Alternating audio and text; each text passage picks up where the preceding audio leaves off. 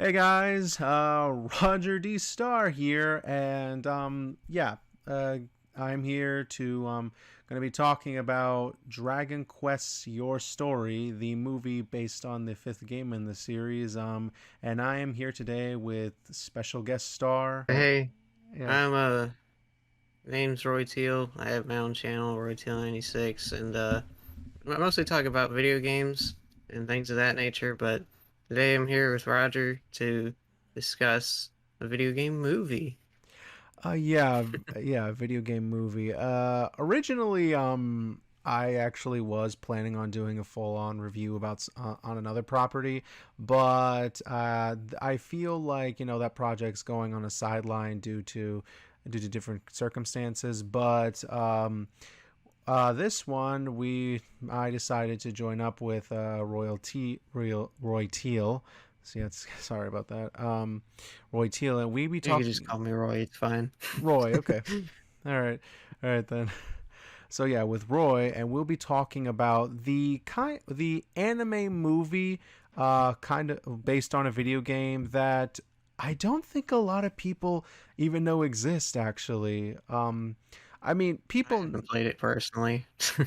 yeah, yeah. A lot of I think it's just because with the release of, like, for example, the Uncharted movie, um, I feel that when it comes to video games based on movies, I have noticed that a lot of properties nowadays, for example, based on video game movies, have been getting better over time. I mean, they're still not amazing or stuff, but there have been a unique type of, like, or kind of takes on a property. There was recently a Resident Evil one, and like I said, recently the Uncharted one, and also there's like the Cuphead TV series that just recently got released. So video game movies have been either turned and now are video game shows or movies.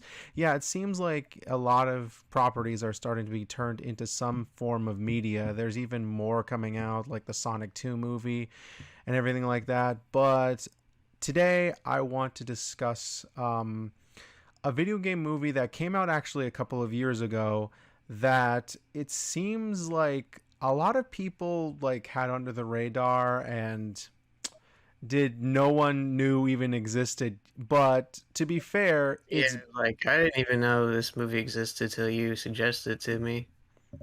yeah, that's because this movie is technically based on a big franchise, but technically it wasn't even big on the franchise in the freaking U.S.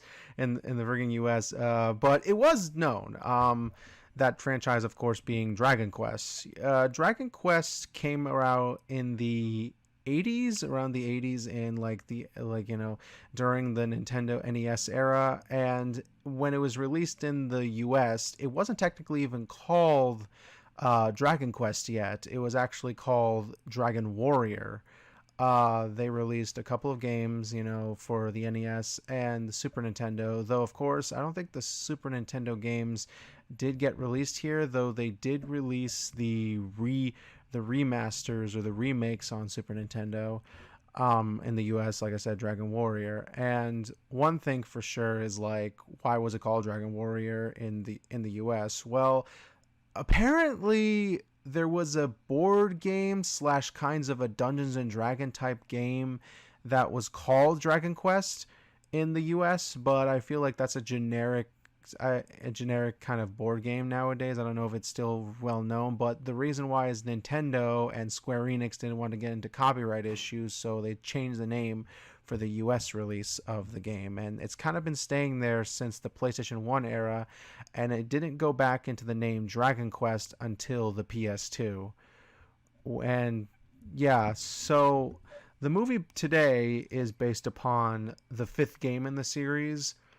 Um, the fifth game being possibly a lot of fans have said that the fifth game is like the most possibly the one that should be adapted into something like a show or a movie other than the third game.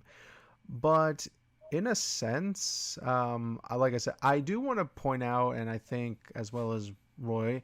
Roy would point out we're not Dragon Quest fans, or we're not that well known into the series. Yeah, like personally, the only Dragon Quest game I've played is Dragon Quest Monster Joker 2, and that's a spin-off. It's basically like a 3D Pokemon game.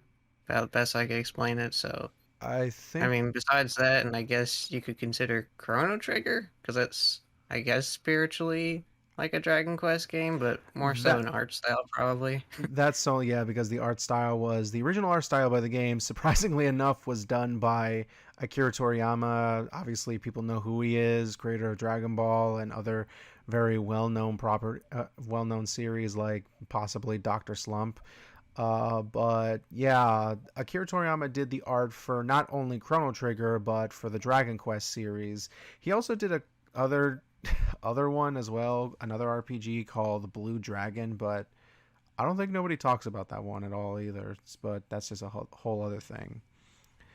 But here's the thing. When I heard about the whole, Dragon Quest movie, your story, it actually, I saw on a I saw like, trailers for anime movies, and this actually very appeared during when it was released, and I'm just like, well, this looks interesting. It's like I think for one is like I don't know how much you're into too much in anime, but you've ever noticed that anime doesn't really do CGI, animation a lot of the times. You only see 2D animation a lot in Japan, and sometimes you wonder why they've never done CGI movies a lot of the time.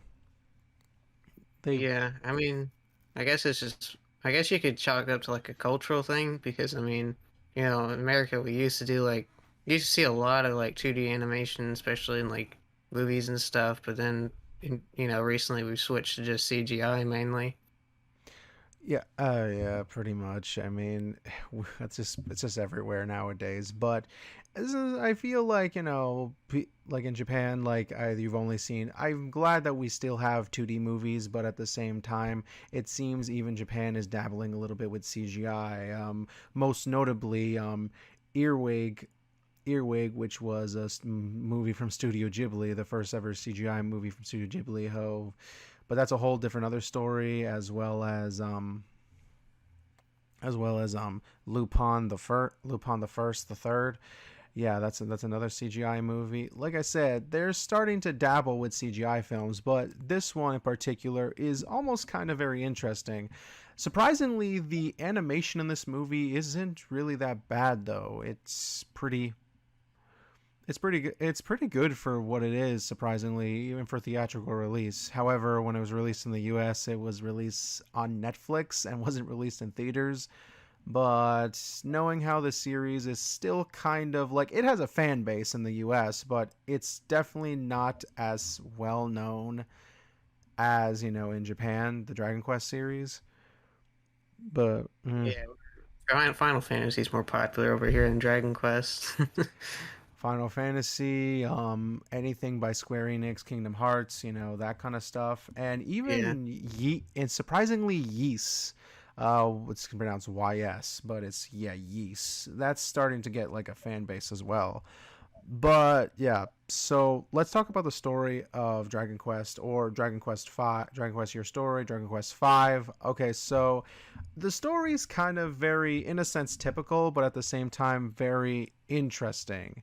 It's about a young boy, a hero that grows up, somehow gets born through a kingdom, and he somehow has royal blood.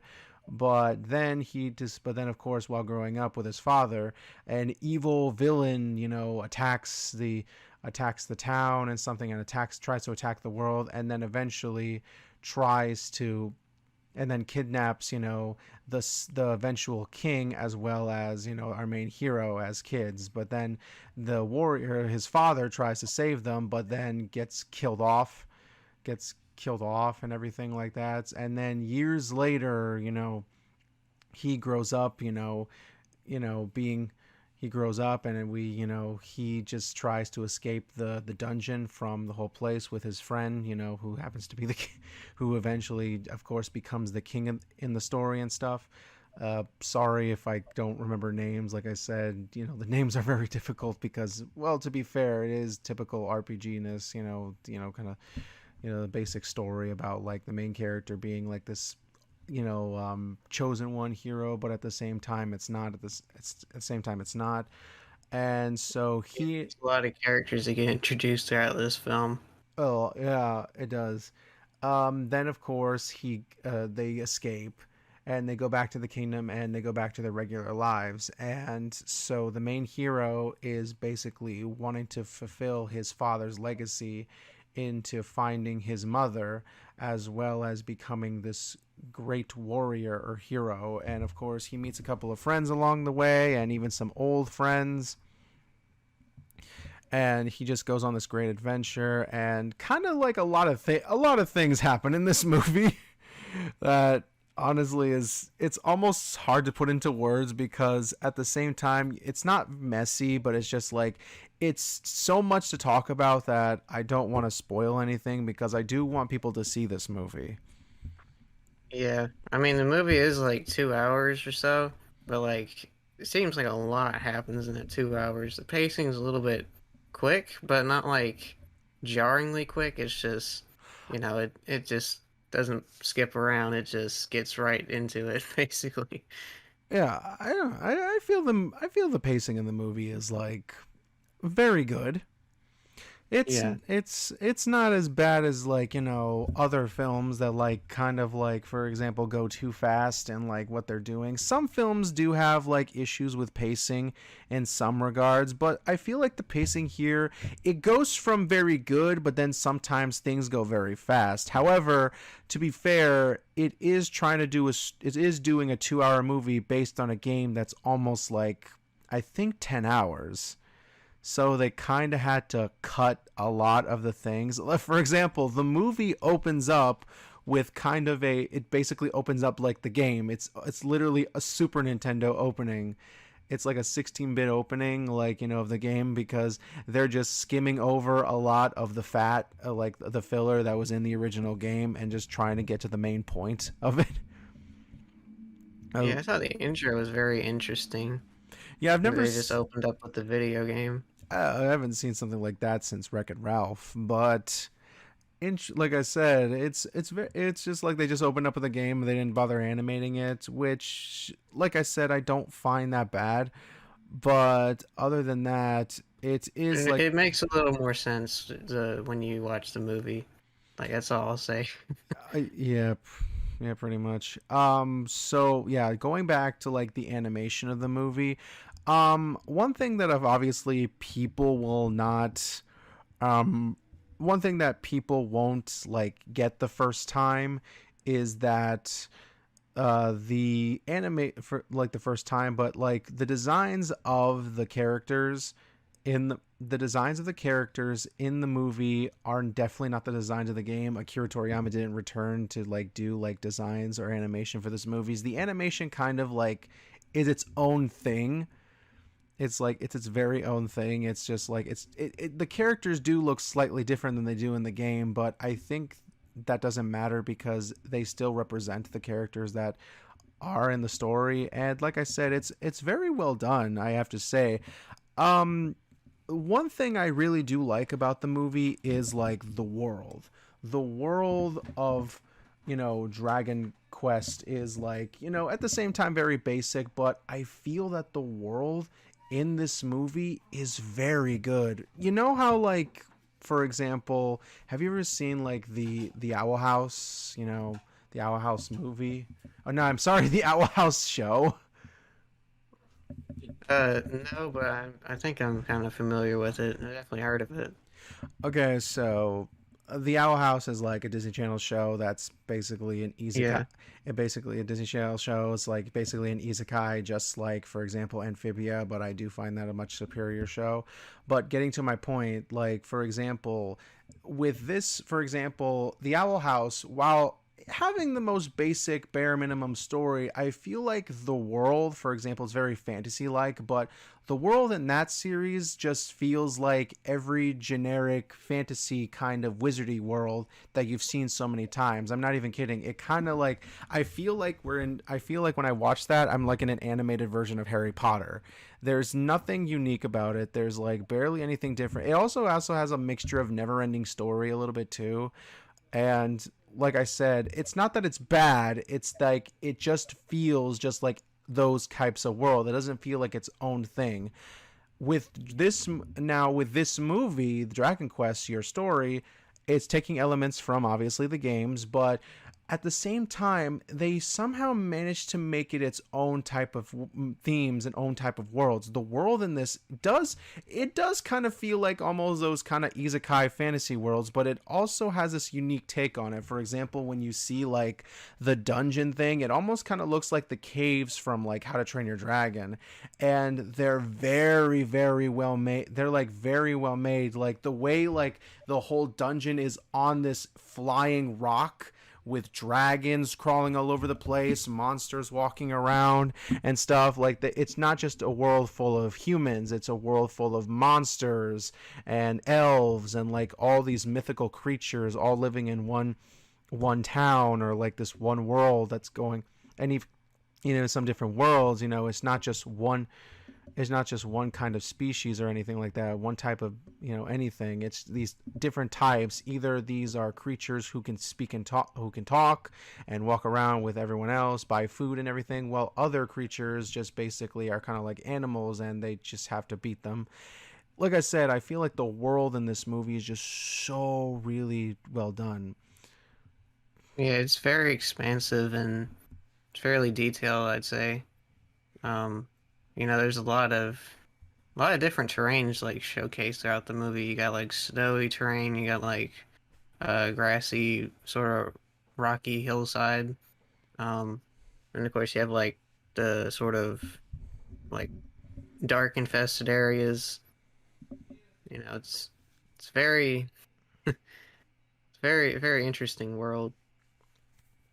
Yeah, that's very yeah. It's like the world, like the world, like I said, is obviously from the Dragon Quest games, but I feel like in every game, like I don't know, like I said about the lore of Dragon Quest, but I do feel like the worlds are always slightly different each time in the series, so that does make it its own unique type of world. So that's actually pretty, like I said, really interesting. Um, Now, when it comes to like, for example, the story of the game and also even the characters of it, like, do you like? I don't know how many like, for example, movies based on video games have you seen, and how do you feel when it comes to like when they're trying to adapt like the video the video game into like a movie, and how accurate does it usually portray it sometimes, or how unaccurately it portrays it? Oh gosh. I'm not really sure how many movies I've seen based on video games, but I mean, from what I know about like video game movies in the past, they've usually been like fairly inaccurate or just like not that Yeah, great. But I mean, this one, even though I'm not super familiar with Dragon Quest series and all that, I mean, I think it does represent the yeah. series You feel fairly like accurately.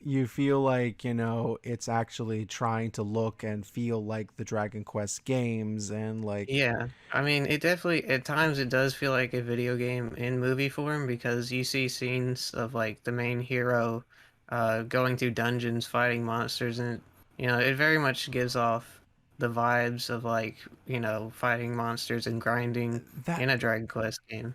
that's something that actually, I've seen like I said, I've seen a couple of them. For example, that's the thing that I feel that's usually missing in a lot of adaptations, depending on like where you look. For I example, kind of miss the game aspect, right?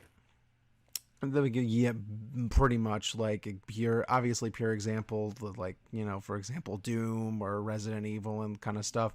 They basically feel like generic movies involving guns and monsters and shit. And then sometimes, they also put Easter eggs of the original games, but not really.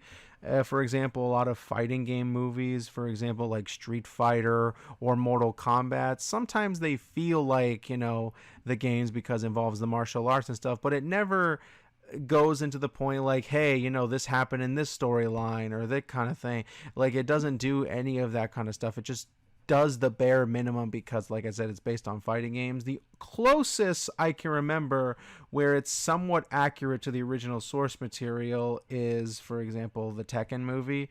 But even that kind of went on its own direction. But I do feel like that direction that it took was a completely well done direction, just not a direction that that a lot of people think are from the freaking game. Like I said, I feel like nowadays people are taking video game movies more seriously. Like, one thing that I've noticed is that people, while they want an accurate interpretation of the game, they also want the movie or the show to be at least its own thing, just so it's different enough.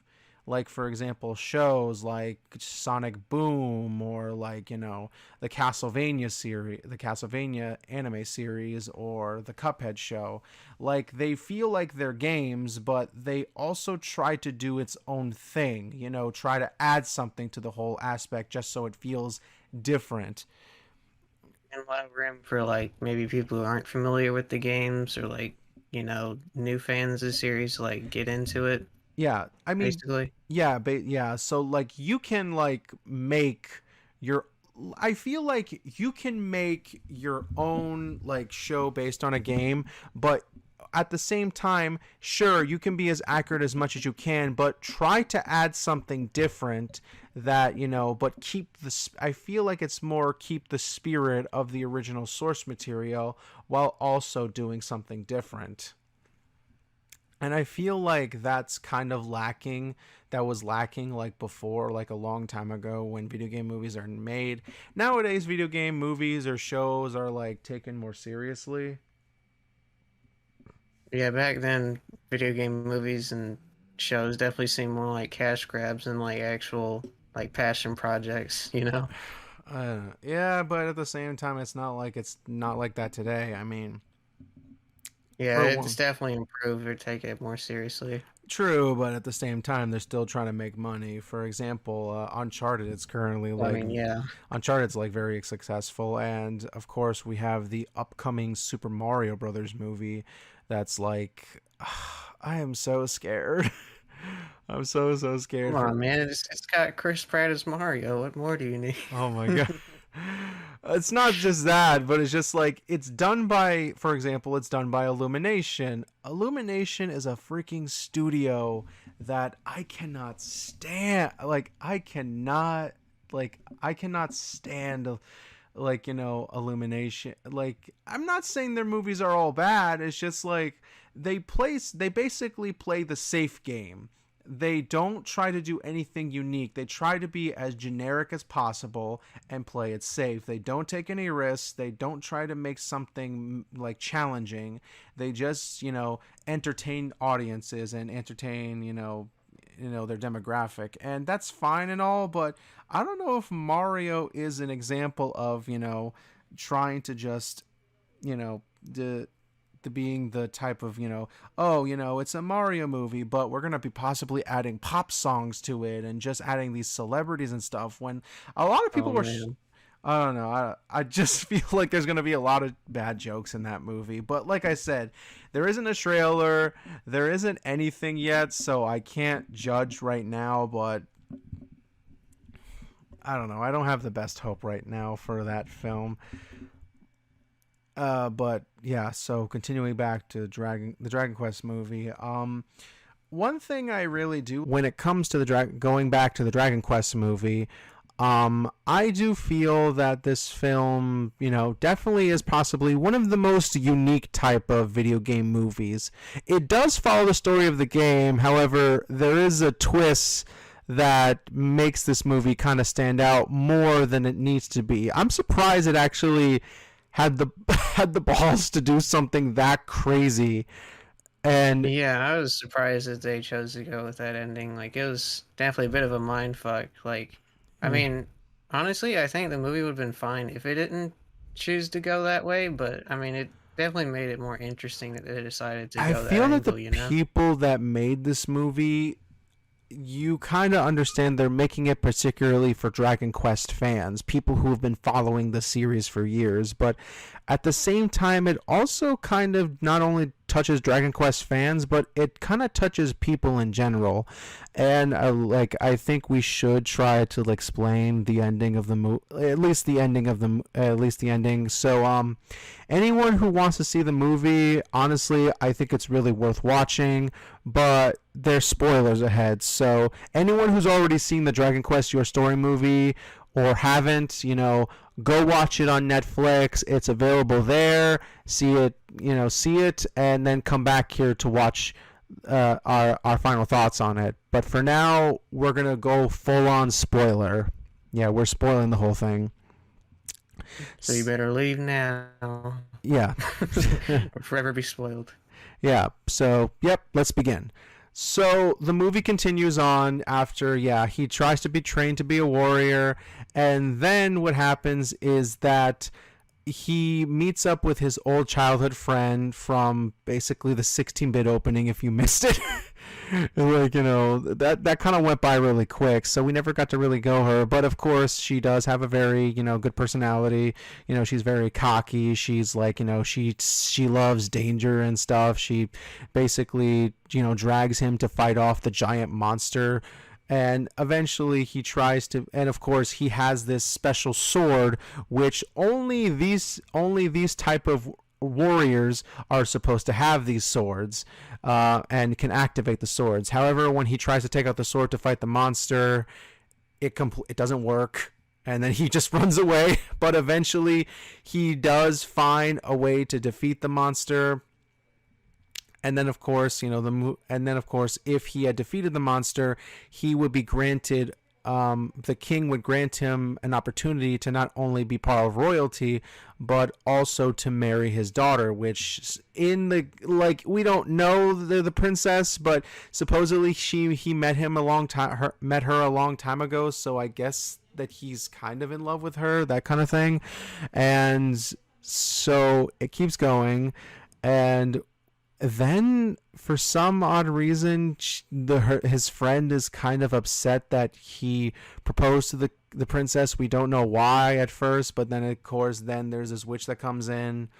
He then of course, the witch tells him, like, are you sure you're following your heart? And then he has a dream where maybe he's in love with his childhood friend instead of being in love with the princess. So he decides to reject her, and then just decide to marry the friend, because supposedly the only person he can be truly in love with is a person he can talk to without any embarrassment. And honestly, I found that kind of sweet. In a sense, it kind of feels a little real there. And then years go by, and then he gets a son, and then the great, like, the evil villain of the series just comes back, and the man who killed his father. And so now he basically takes his wife, and he gets frozen and turns into a statue for freaking almost like 5 to 10 years, which is insane. Like we just saw them fighting off this monster, and then now he's frozen for 5 to 10 years. I'm just like, what's going on? Like, Poor guy. and then of course, then we see a little warrior come in and save him. And that warrior just happens to be his son, so he basically missed a lot of time with his son. But of course, then he mentions his partner, his kind of father's friend, comes in to say him. Like I said, I am so sorry if I don't remember the names of these characters. It's like a lot of like I said, there's a lot of characters in this movie enough already, so it's kind of hard to basically the father's friend, who's kind of like almost like a godfather or something, like that took care of, Right? yeah, like they took care Yeah. that took care of him. So he basically comes in, tells him that he's been gone for 5 years and he needs to go save his wife. So they basically go into like the Sky Castle or Sky Arena where the villain is, and he discovers his mother and his wife all trapped. So he tries to like fight the villain off, but then can't because the villain is too strong with all these warriors. He can't fight them all by himself with his son. He also discovers that his son is basically the warrior that can hold the sword and that can use it. Yeah, I thought that was an interesting plot twist. So it Like was, for subversion of like expectations, I guess. Like yeah. you know, because I thought like he was the chosen one, but it turns out his son was. So that was kind of interesting. He surprisingly, that's the one thing unique about the movie is that he's technically the main hero, yet he's not a chosen one of the swords. So in a way, Yeah, the movie shows that anybody can like be a hero as long as they have the heart and just keep and strong, train and just keep on going just to be this kind of person. And to be fair, he is technically the hero that tries to stop the villain with his son by his side, with his family by his side. And then, out of nowhere, all the people who he met, including a dragon old man fellow, which I forgot to mention, he met after he escaped the dungeon. And then, of course, you find out that he's like the legendary dragon. And also, there's something about also that he goes back and he goes meets fairies and saying this about the dragon orb to turn him the old man back into a dragon, and he goes back in time to meet his young self. I feel like if I explain this whole thing, it's gonna get more confusing. So I'll just stick to what I'm going with. So he goes in, tries to defeat the kind of evil wizard, but then of course the evil wizard is about to unleash this ultimate monster, this ultimate bad guy. I think its name was Nozu or something like that. Nozama, Nozu, Nimzo, yeah, like this Nimzo. And so his son tells him to throw him up into the portal and throw the sword into like the hole, just like the portal in the sky, that kind of cliche, and then destroy it with the sword. And of course the portal gets destroyed. However, something out of nowhere happens. And here's the thing. At first, I found clues of how that could have been because how that ending happened. Because at first I wasn't sure about it, because how in like most movies or most anime, when bad guys are fighting monsters and stuff, the monsters are usually sliced into pieces and it's all bleedy depending on the blood. It's like green, blue, or kind of like red blood and stuff, and that kind of stuff when they decapitate monsters, something like in like Demon Slayer or Jujutsu Kaisen, and stuff like that. yeah, So when I was watching the movie at first, I was wondering, wait, how come when he destroys monsters, the monsters kind of like disappear into flashes of lights and like almost pixelated and stuff? And then all of a sudden he just talks about robots and how that's really random and stuff. And thinking about it, I'm just like, oh, wait, could this possibly be a game? Are we actually just watching someone play the game? And so, of course, we get to the ending. The whole world gets basically de-animated or depixelated, and it turns like to this kind of computer thing. And yeah, he removes all the textures and freezes time and stuff. it freezes. Well, technically not freeze time, just kind of just like turn everything Freeze off. the game, whatever. Freeze the game, turn everything off. And so we find out that Nismo or something like Nismo is basically Nimzo, yeah, Nimzo. He's basically a virus program of this VR Dragon Quest game, and he starts explaining. So you start because long ago you start falling in love, and you basically see him show him the Super Famicom cartridge, like it's literally floating in the air. I'm just like, wait, what fourth wall shit are we dealing with right now? And then we discover during flashbacks that the main character is actually just a generic worker who grew up with the Dragon Quest games.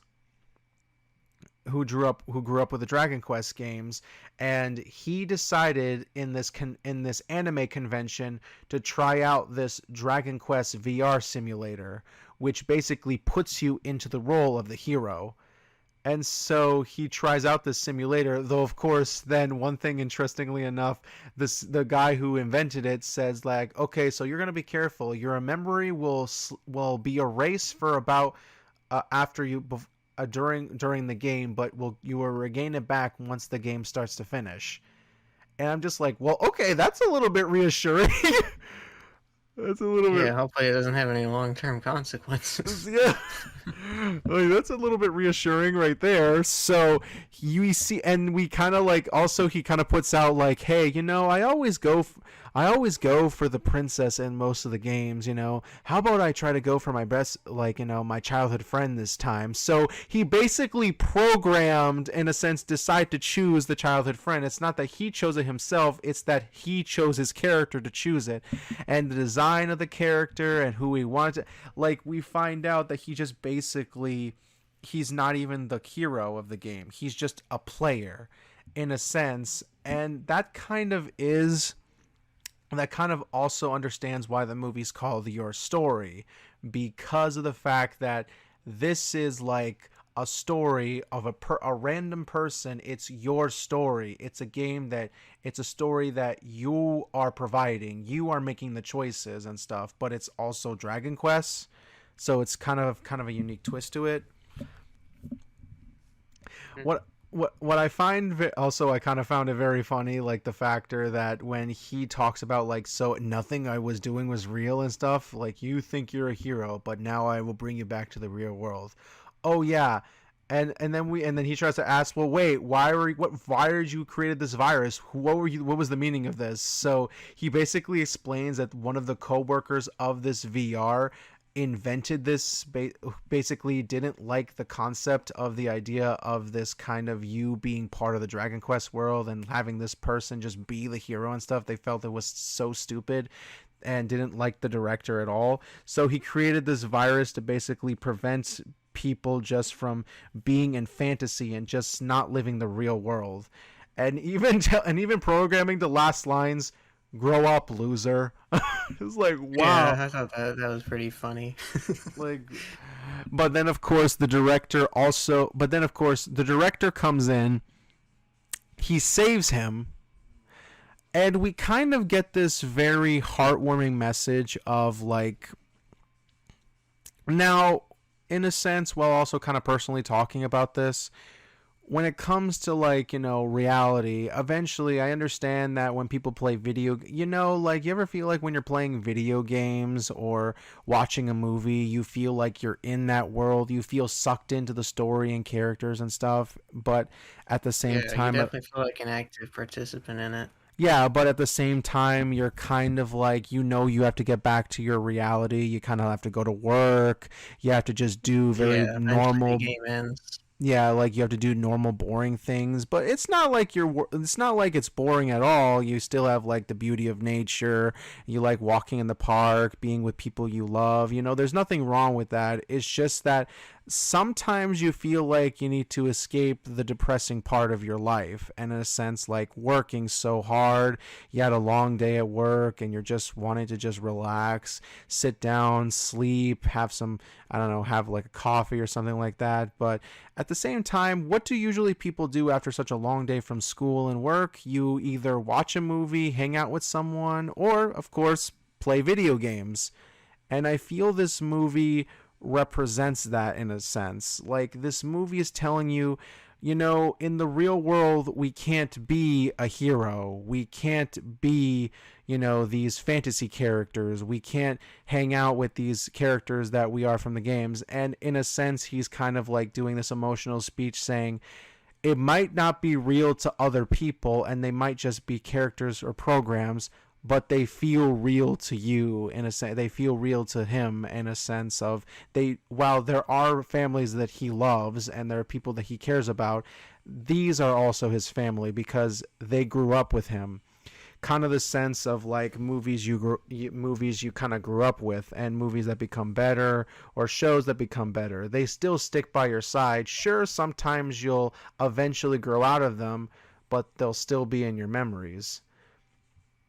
There'll still be things that you'll keep around, and you'll possibly pass on to like generations and generations. For example, you'll pass it on to your kids or pass it on to a friend or a relative, like, these kinds of memories that you had when you were a kid, or, basically these things that you cherish as you kept growing up.